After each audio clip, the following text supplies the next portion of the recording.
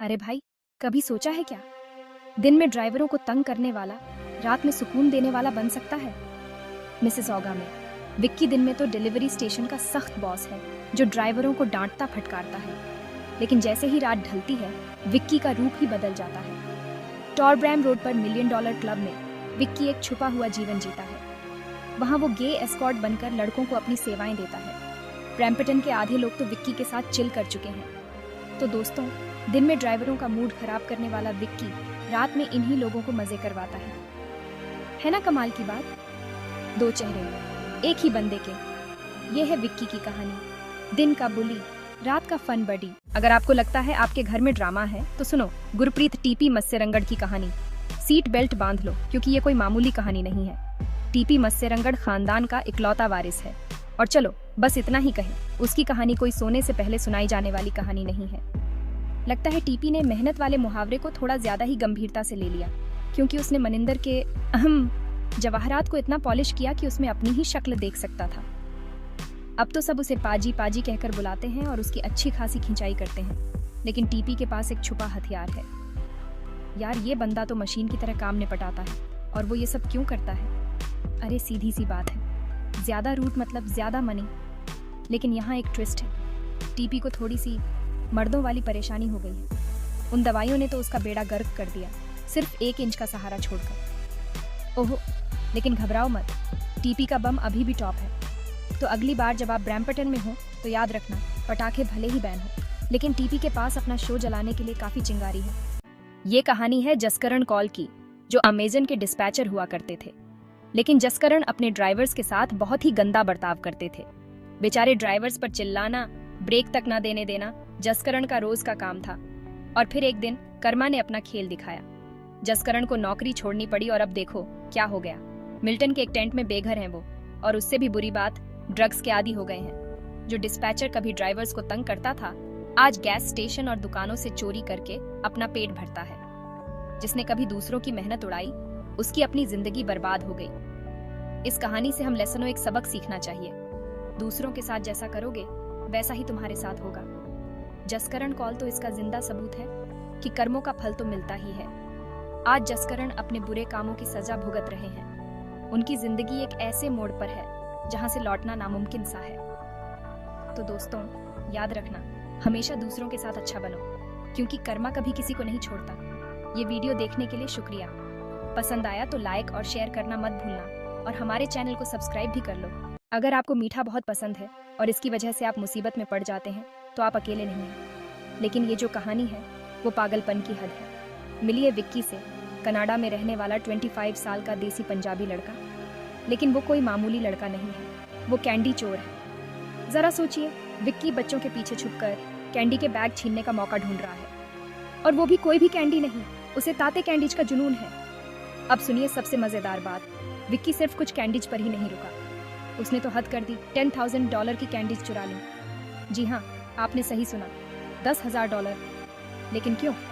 पता चला विक्की के पास एक मास्टर प्लान था। उसने चुराई हुई कैंडी के पैसे से फर्जी पैरोल चलाई, सब कनाडा में परमानेंट रेजिडेंसी पाने की कोशिश में। यकीन मानिए, इमिग्रेशन घोटाले के लिए कैंडी चोरी।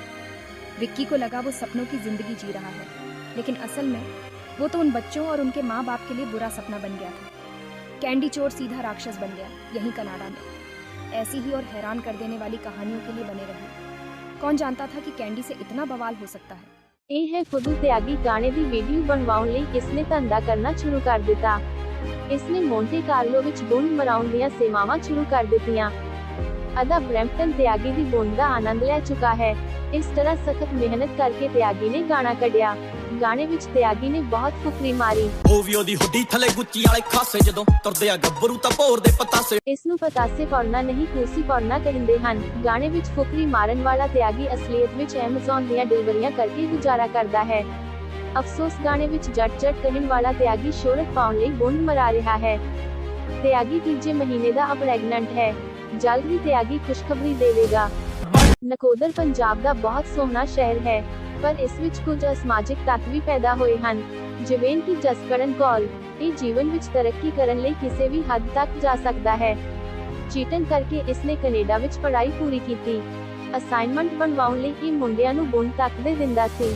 ਕੰਮਕਾਰ ਦੀ ਗੱਲ ਕਰੀਏ ਤਾਂ ਜਸਕਰਨ ਬਹੁਤ ਮਿਹਨਤੀ ਹੈ। ਇਸਨੇ ਡਿਸਪੈਚ ਬਣਨ ਲਈ ਉਹਨਾਂ ਦੇ ਖੂਬ ਟੱਟੇ ਚੱਟੇ। ਇਹ ਉਹਨਾਂ ਦੇ ਲੋੜੇ ਨਾਲ ਲਮਕ ਕੇ ਝੂਟੇ ਵੀ ਲੈਂਦਾ ਰਿਹਾ। ਇਸ ਪੈਂਚੌਦ ਨੇ ਬਹੁਤ ਮੁੰਡਿਆਂ ਨੂੰ ਕੰਮ ਤੋਂ ਕਢਾਇਆ। ਇਸ ਗਾਂਡੂ ਨੂੰ ਮੁੰਡਿਆਂ ਦੀਆਂ ਬਦਦੁਆਵਾਂ ਲੱਗਣਗੀਆਂ। ਅਸਲ ਵਿੱਚ ਜਸਕਰਨ ਕੋਲ ਬਾਹਮਣ ਨਹੀਂ ਮੁਸਲਾ ਹੈ। ਇਹ ਸਾਲਾ ਕਿਸੇ ਮੁਸਲੇ ਦੀ ਔਲਾਦ ਹੈ। ਧਰਮ ਸਾਰੇ ਵਧੀਆ ਹਨ, ਪਰ ਜਸਕਰਨ ਵਰਗੇ ਅਸਮਾਜਿਕ ਤੱਤਾਂ ਦਾ ਸਮਾਜ ਨੂੰ ਬਾਈਕਾਟ ਕਰਨਾ ਚਾਹੀਦਾ ਹੈ।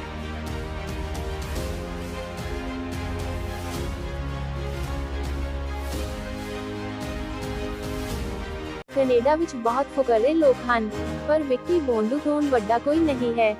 ਵਿਸ਼ਵ ਉਰਫ ਵਿੱਕੀ ਸਾਲਾ 4 ਕੁ ਵਾਲ ਮੁੱਛਾਂ ਦੇ ਉੱਤੇ ਨੂੰ ਕਰਕੇ ਆਪਣੇ ਆਪ ਨੂੰ ਦਿਲਜੀਤ ਦੋਸਾਂਝ ਸਮਝੀ ਜਾਂਦਾ ਹੈ, ਪਰ ਅਸਲ ਵਿੱਚ ਇਹ ਹੈ ਵਿੱਕੀ ਬੋਂਡੂ।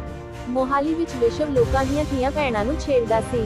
ਫਿਰ ਇੱਕ ਦਿਨ ਮੁੰਡਿਆਂ ਨੇ ਵਿਸ਼ਵ ਨੂੰ ਰੰਗੇ ਹੱਥੀਂ ਫੜ ਲਿਆ।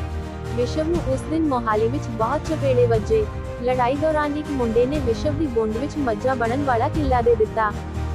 ਉਸ ਦਿਨ ਤੋਂ ਵਿਸ਼ਵ ਦਾ ਸੰਨ ਖੜਾ ਹੋਣਾ ਬੰਦ ਹੋ ਗਿਆ। ਉਸ ਦਿਨ ਕੁਟਾਪੇ ਤੋਂ ਬਾਅਦ ਵਿਸ਼ਵ ਡਰਿਆ ਰਹਿਣ ਲੱਗਾ। 2-3 ਵਾਰ ਆਇਸ ਦਾ ਟੈਸਟ ਦੇ ਕੇ ਵਿਸ਼ਵ ਕੈਨੇਡਾ ਆ ਗਿਆ। ਸੰਤ ਦਾ ਵਿਸ਼ਵ ਦਾ ਮੋਹਾਲੀ ਵਿੱਚ ਹੀ ਜਵਾਬ ਦੇ ਗਿਆ ਸੀ।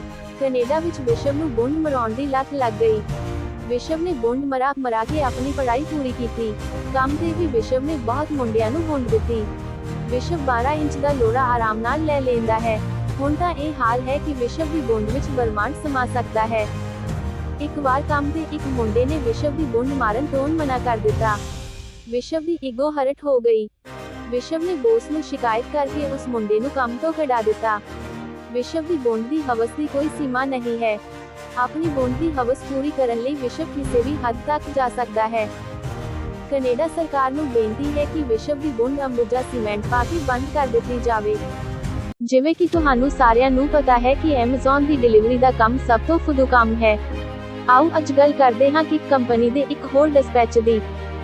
ਗੁਰਸੇਵਕ ਉਰਫ ਕਮਲ ਖਰੋੜ ਸਿਫਾਰਿਸ਼ ਨਾਲ ਗੁਰਸੇਵਕ ਡਿਸਪੈਚ ਬਣਿਆ। ਡਿਸਪੈਚ ਬਣਨ ਤੋਂ ਬਾਅਦ ਇਸਨੇ ਕੁਰਸੀਆਂ ਤੋੜਨੀਆਂ ਸ਼ੁਰੂ ਕਰ ਦਿੱਤੀਆਂ। ਇਹ ਸਾਲਾ ਮੋਦੀ ਤੋਂ ਵੀ ਜ਼ਿਆਦਾ ਡਿਕਟੇਟ ਨਿਕਲਿਆ। ਇਸਨੇ ਡਰਾਈਵਰਾਂ ਨੂੰ ਧਮਕੀਆਂ ਦੇਣੀਆਂ ਸ਼ੁਰੂ ਕਰ ਦਿੱਤੀਆਂ। ਜਿਹੜਾ ਡਰਾਈਵਰ ਗੁਰਸੇਵਕ ਦੇ ਟੱਟੇ ਨਹੀਂ ਸੀ ਚੱਟਦਾ, ਉਸ ਨੂੰ ਹੀ ਕੰਮ ਤੋਂ ਟਰਮੀਨੇਟ ਕਰਾ ਦਿੰਦਾ ਸੀ। ਪਤਾ ਨਹੀਂ ਇਸਨੇ ਕਿੰਨੇ ਮੁੰਡਿਆਂ ਨੂੰ ਕੰਮ ਤੋਂ ਕਢਾਇਆ। ਪੰਜਾਬ ਵਿੱਚ ਗੁਰਸੇਵਕ ਨੇ ਬਹੁਤ ਗੁੰਡਾਚਕੀ ਕੀਤੀ। ਇਸਨੇ ਪੰਜਾਬ ਵਿੱਚ ਬਹੁਤ ਮੁੰਡਿਆਂ ਤੋਂ ਚਪੇੜੇ ਖਾਦੇ। ਗੁਰਸੇਵਕ ਦੀਆਂ ਮੁੱਛਾਂ ਨਕਲੀ ਹਨ। ਇਹ ਨਕਲੀ ਮੁੱਛਾਂ ਲਾ ਕੇ ਲੋਕਾਂ ਨੂੰ ਫੁੱਦੂ ਬਣਾਉਂਦਾ ਹੈ। ਇਸਨੇ ਲੋਕਾਂ ਦੇ ਟੱਟੇ ਚੱਟ ਕੇ ਕਈ ਗਾਣਿਆਂ ਵਿੱਚ ਛੋਟੇ-ਮੋਟੇ ਰੋਲ ਵੀ ਕੀਤੇ ਹਨ। ਗੁਰਸੇਵਕ ਪਹਿਲੀ ਵੀਡੀਓ ਵਾਲੇ ਡਿਸਪੈਂਚਰਾਂ ਦਾ ਉਸਤਾਦ ਹੈ। ਡਰਾਈਵਰਾਂ ਦੀ ਬੁੰਡ ਲੈਣੀ ਕਰਨੀ ਡਿਸਪੈਂਚਰਾਂ ਨੇ ਗੁਰਸੇਵਕ ਬੌਸ ਤੋਂ ਸਿੱਖੀ।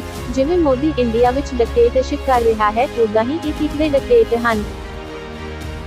ਬ੍ਰਿਟਿਸ਼ ਕੋਲੰਬੀਆ ਬਹੁਤ ਸੋਹਣਾ ਹੈ, ਪਰ ਇਸ ਦੀਆਂ ਖੂਬਸੂਰਤ ਵਾਦੀਆਂ ਵਿੱਚ ਕਈ ਵਾਰ ਦਰਦਨਾਕ ਘਟਨਾਵਾਂ ਵੀ ਹੋ ਜਾਂਦੀਆਂ ਹਨ। ਰਛਪਾਲ ਦੀ ਬੁੰਡ ਵਿੱਚ ਬ੍ਰਿਟਿਸ਼ ਕੋਲੰਬੀਆ ਘੁੰਮਣ ਦਾ ਕੀੜਾ ਸੀ। ਰਛਪਾਲ ਆਪਣੀ ਚੋਰੀ ਦੀ ਮਰਸੀਡੀਜ਼ ਲੈ ਕੇ ਬ੍ਰਿਟਿਸ਼ ਕੋਲੰਬੀਆ ਦਾ ਟੂਰ ਕਰਨ ਲਈ ਨਿਕਲ ਪਿਆ। ਰਛਪਾਲ ਕੈਨੇਡਾ ਰੌਕੀਜ਼ ਤੇ ਚੜ ਰਿਹਾ ਸੀ। ਅਚਾਨਕ ਇੱਕ ਭਾਲੂ ਨੇ ਰਛਪਾਲ ਤੇ ਅਟੈਕ ਕਰ ਦਿੱਤਾ। ਰਛਪਾਲ ਦੀ ਗੰਦੀ ਸ਼ਕਲ ਵੇਖ ਕੇ ਭਾਲੂ ਨੂੰ ਬਹੁਤ ਗੁੱਸਾ ਆਇਆ। ਭਾਲੂ ਨੇ ਰਛਪਾਲ ਦਾ ਇੱਕ ਟੱਟਾ ਖਾ ਲਿਆ, ਪਰ ਸ਼ੁਕਰ ਹੈ ਭਾਲੂ ਨੇ ਰਛਪਾਲ ਨੂੰ ਜਾਨੋਂ ਨਹੀਂ ਮਾਰਿਆ। 10 ਸਕੂਲ ਲਿਖ ਲਾਉਣ ਤੋਂ ਬਾਅਦ ਰਛਪਾਲ ਨੂੰ ਆਪਣੇ ਟੱਟੇ ਦੇ ਦਰਦ ਤੋਂ ਰਾਹਤ ਮਿਲੀ। ਰਛਪਾਲ ਜਦੋਂ ਵਾਪਸ ਗੱਡੀ ਵੱਲ ਆ ਰਿਹਾ ਸੀ ਤਾਂ ਇੱਕ ਰੈਡ ਇੰਡੀਅਨ ਨੇ ਉਸ ਨੂੰ ਫੜ ਲਿਆ। ਰੈਡ ਇੰਡੀਅਨ ਨੇ ਰਛਪਾਲ ਦੀ ਬਹੁਤ ਬੁੰਡ ਮਾਰੀ। ਉਸਨੇ ਰਛਪਾਲ ਦੀ 2 ਘੰਟੇ ਲਗਾਤਾਰ ਬੁੰਡ ਮਾਰੀ। ਪਹਿਲੇ 5 ਮਿੰਟ ਰਛਪਾਲ ਨੂੰ ਥੋੜਾ ਦਰਦ ਹੋਇਆ, ਪਰ ਫਿਰ ਰਛਪਾਲ ਨੂੰ ਹਲਕਾ ਮਜ਼ਾ ਆਉਣ ਲੱਗਾ। ਰੈਡ ਇੰਡੀਅਨ ਦੇ ਲੰਨ ਨੇ ਰਛਪਾਲ ਦੀ ਬੁੰਡ ਦੀ ਪਿਆਸ ਮਿਟਾ ਦਿੱਤੀ ਤੇ ਰਛਪਾਲ ਵੀ ਗੁੱਡ ਫੀਲ ਕਰਨ ਲੱਗਾ। ਜਿਉਂ-ਤਿਉਂ ਰਛਪਾਲ ਆਂਟੇਰੀਓ ਵਾਪਸ ਆ ਗਿਆ। ਰਛਪਾਲ ਕਈ ਦਿਨਾਂ ਤੱਕ ਮੈਂਟਲੀ ਅਪਸੈਟ ਰਿਹਾ। ਇੱਕ ਟੱਟਾ ਤਾਂ ਰਛਪਾਲ ਦਾ ਭਾਲੂ ਨੇ ਖਾ ਲਿਆ ਸੀ। ਸੰਭੋਗ ਵਿਚਾਰੇ ਤੋਂ ਕਿੱਥੋਂ ਹੋਣਾ ਸੀ। ਰਛਪਾਲ ਦੀ ਵਾਈਫ ਲੋਨਲੀ ਫੀਲ ਕਰਨ ਲੱਗੀ ਤੇ ਉਸਨੇ ਇੱਧਰ-ਉੱਧਰ ਮੂੰਹ ਮਾਰਨਾ ਸ਼ੁਰੂ ਕਰ ਦਿੱਤਾ। ਦੋਸਤੋ, ਘੁੰਮਣ ਫਿਰਨ ਲੱਗਿਆਂ ਧਿਆਨ ਰੱਖਿਆ ਕਰੋ, ਐਵੇਂ ਰਛਪਾਲ ਵਾਂਗ ਬੁੰਡ ਨਾ ਪੜਾ ਲਿਓ।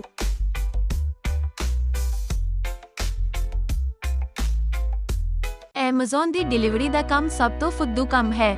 ਆਓ ਅੱਜ ਗੱਲ ਕਰਦੇ ਹਾਂ ਐਮਾਜ਼ਨ ਦੀ ਇੱਕ ਥਰਡ ਪਾਰਟੀ ਕੰਪਨੀ ਦੀ।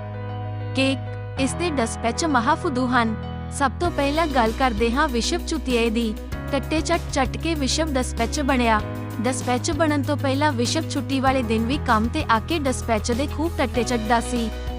ਸੱਚ ਕਿਹਾ, ਕਿਸੇ ਨੇ ਤਰੱਕੀਆਂ ਸੁੱਖੀਆਂ ਨਹੀਂ ਹਨ। ਹੁਣ ਗੱਲ ਕਰਦੇ ਹਾਂ ਡਿਸਪੈਚ ਮਨਿੰਦਰ ਬੋਨਡੂ ਦੀ।